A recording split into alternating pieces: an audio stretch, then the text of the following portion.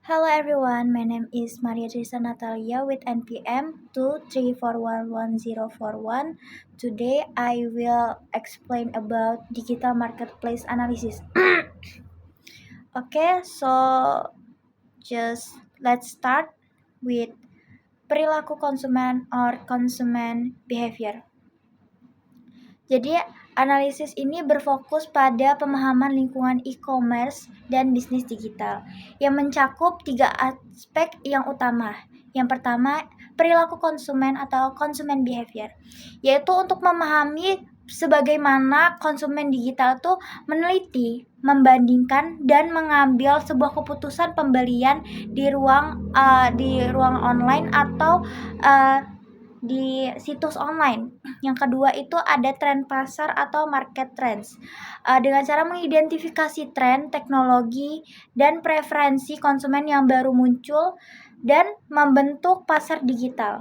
Yang ketiga ada landscape kompetitif atau competitive landscape, yaitu menganalisis pemain, pangsa pasar, dan proporsi nilai unik dari para pesaingnya.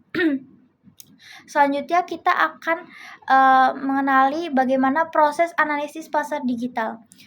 Untuk proses melakukan analisis pasar digital melibatkan 3 langkah utama. Yang pertama itu pengumpulan data atau data collection. Yang kedua segmentasi pasar. Yang ketiga yaitu identifikasi peluang.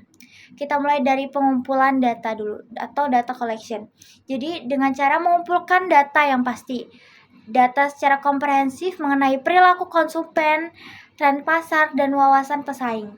Yang kedua itu segmentasi pasar dengan cara mengidentifikasi dan menganalisis segmen pelanggan yang berbeda dalam pasar digitalnya. Yang ketiga, mengidentifikasi peluang atau opportunity identification dengan cara menemukan area potensi yang belum dimanfaatkan dan peluang pertumbuhan yang muncul. Selanjutnya kita lanjut ke materi karakteristik perdagangan di pasar digital ini. Nah, e-commerce ini memiliki karakteristik yang unik terkait lokasi perdagangan dan pengalaman berbelanjanya. Yang pertama itu ada jangkauan global, yang kedua mobile e-commerce, yang ketiga pengalaman omnichannel. Kita bahas yang pertama dulu, jangkauan global atau global research. E-commerce memungkinkan bisnis menjangkau pelanggan di seluruh dunianya melampaui batas geografis. Yang kedua, mobile commerce atau m-commerce. Mobile commerce, m-commerce. Dengan cara meningkatkan m-commerce telah menjadikan belanja online lebih mudah diakses dan nyaman secara global atau mendunia. Yang ketiga, pengalaman omnichannel. Yang pasti kita belum pernah jarang mendengar omnichannel experience ini bagaimana. Jadi omnichannel experience itu integrasi yang mulus di berbagai saluran digital dan cara meningkatkan perjalanan pelanggannya. Oke, kita lanjut ke model bisnis digital untuk e-commerce. Model bisnis e-commerce yang sukses didorong oleh ada 4 prinsip utama untuk bisa mendorong model bisnis dalam e-commerce. Yang pertama itu customer centric, yang kedua data driven, yang ketiga infrastruktur yang scalable, yang keempat strategi yang tangkas. Kita bahas yang pertama dulu, customer centric. Dengan cara memprioritaskan kebutuhan dan preferensi konsumen digital untuk memberikan pengalaman yang luar biasa bagi para konsumennya. Yang kedua ada data driven. Data driven ini dengan cara memanfaatkan analisis data untuk mengoptimalkan operasi, pemasarannya, dan proses pengambilan keputusan. Yang ketiga ada infrastruktur dan scalable atau scalable infrastruktur. Dengan cara membangun infrastruktur, tentunya membangun infrastruktur yang kuat dan fleksibel untuk mengakomodasi pertumbuhan dan permintaan di dalam pasar. Yang keempat ada strategi yang takas atau agile strategis. Dengan cara beradaptasi dengan cepat terhadap perubahan kondisi pasar dan ekspektasi pelanggan yang terus berkembang. Kita lanjut pada fokus pada perusahaan startup digital. Startup digital seringkali memiliki kompetitif yang berbeda-beda. Yang pertama ada pola pikir inovatif, yang kedua ketangkasan dan kemampuan beradaptasi, yang ketiga semangat kewirausahaan yang pasti, yang keempat yang terakhir daya tarik bakat. Kita bahas yang pertama dulu, pola pikir inovatif atau innovative mindset. Mereka sering berada di garis depan solusi inovatif dan teknologi disruptif.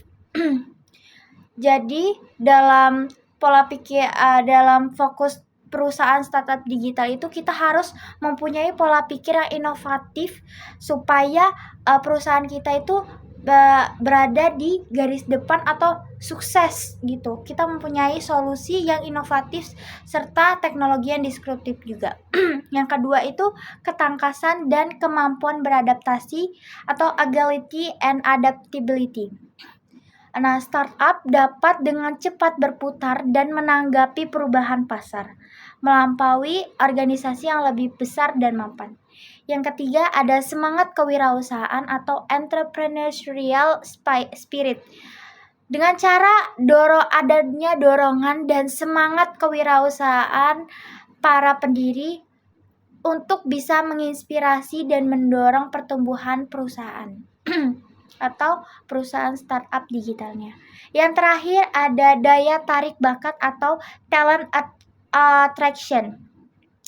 Jadi perusahaan startup digital itu sering menawarkan lingkungan kerja yang dinamis dan bermanfaat untuk menarik bagi pekerja-pekerja yang mempunyai talenta terbaiknya. Kita lanjut ke tren di pasar digital. Dengan tren utama yang membentuk pasar digital ada AI powered commerce, yang kedua ada voice enabled shopping, yang terakhir ada augmented reality. Yang pertama ada AI powered commerce. AI ini kita udah gak asing dengarnya. AI itu adalah kecerdasan buatan atau artificial intelligence. Dengan AI ini mengubah pengalaman pelanggan melalui rekomendasi yang dipersonalisasi dan analitik yang prediktif. Yang kedua itu ada voice enabled shopping. Dengan cara meningkatnya asisten suara membuat belanja online lebih bersifat percakapan dan hands free. Yang ketiga augmented reality atau AR. Itu demonstrasi produk virtual dan pengalaman coba pakai atau try on yang didukung dengan AR meningkatkan perjalanan belanja digital lebih canggih dan lebih mudah. Kita lanjut ke strategi untuk sukses di pasar digital. Ada beberapa strategi penting untuk bisa kita terapkan di dalam pasar digital. Yang pertama itu keterlibatan pelanggan atau customer engagement. Yang kedua ada pemasaran digital atau digital marketing. Yang ketiga ada efisiensi operasional atau operational efisiensi. Kita bahas yang pertama dulu, keterlibatan pelanggan atau customer engagement. Jadi keterlibatan pelanggan itu mengembangkan pengalaman digital yang dipersonalisasikan dan interaktif untuk menumbuhkan loyalitas dan advokasi pelanggannya. Yang kedua itu ada pemasaran digital atau digital marketing.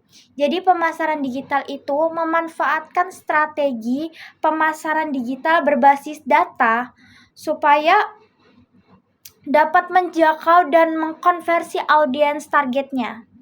Jadi bisa mengelok target mana yang mau kita jual di situ gitu. Dari yang ketiga ada efisiensi operasional atau operational efisiensi.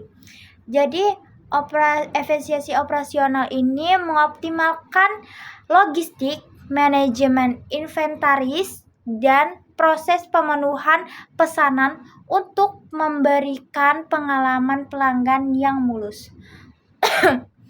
Kita lanjut ke materi kita yang terakhir, yaitu kesimpulan dan poin-poin pentingnya.